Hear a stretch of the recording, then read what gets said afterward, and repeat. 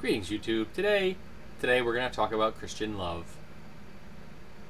You can probably tell by the expression on my face, it doesn't actually involve a lot of that whole love thing. So here we go. This is out of Canada, which is refreshing and depressing.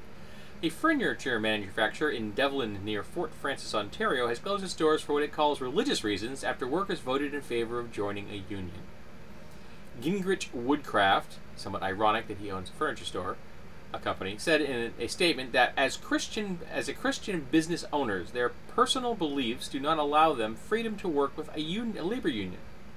The company stated, "We are required by Scripture to live peacefully with all men," quote unquote, "and not to use force to gain what we want or for what is required to succeed." So, I was wondering if he could answer two questions for me. How is that not using force? Oh, you're going to unionize? Close the doors! And two, could he point to the actual scriptural quote spoken by Jesus that said, taking the livings away from 25 families is okay? That throwing 25 families off the rolls of paid employees so that now they have no jobs and no incomes. Can you show me that scripture? Can you reveal that to me? And remember, I want Jesus' words. I'm not going to do the old school stuff. You might actually find something from there. But I want to know what Jesus said. And there's a comment down there, which amazingly is quite pleasant in the first few. I didn't read very far, because there's a lot of comments. But one of the persons said, "I can see why they want to unionize." Bingo. This particular person seems to be a douche nozzle. And his employees decided that they had to unionize to counter the fact that the owner of their company is a douche nozzle. And this guy is doing nothing to dissuade the whole idea that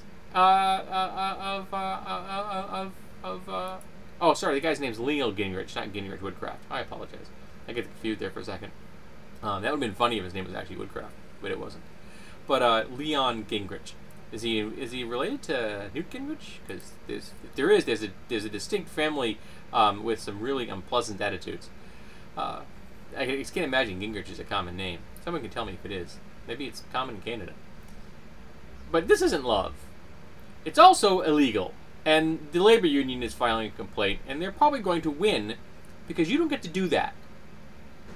You're not supposed to shut your company down because your employees want to unionize. There are rules about this. The United States has rules like this. Canada has rules like this. Civilized countries have rules that allow employees to unionize, become an organized labor. Why? Because capital is already organized. Capital is organized from the get-go. They have the power. So to counter that power, it's utterly unequal between capital and labor. To counter that power, labor can organize, become collective, and have the ability to then bargain from a better position as equals. Equals in business? That can't happen! The world will end! No, the world is not going to end. In fact, the point in American history when we had the absolute most thriving economy was when labor unions were the strongest. There's a reason for that.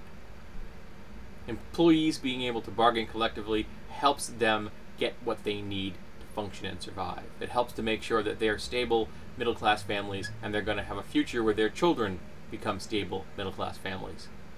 And anyone that opposes the maintenance and expansion of stable middle-class families is a douche nozzle, just like Gingrich. So, go read the article if you want. Go express your opinion about Gingrich if you'd like. This person is not showing Christian love. This person apparently has never understood Christian love. He's not treating his neighbor as his brother. Remember, Christ left 2 commandments.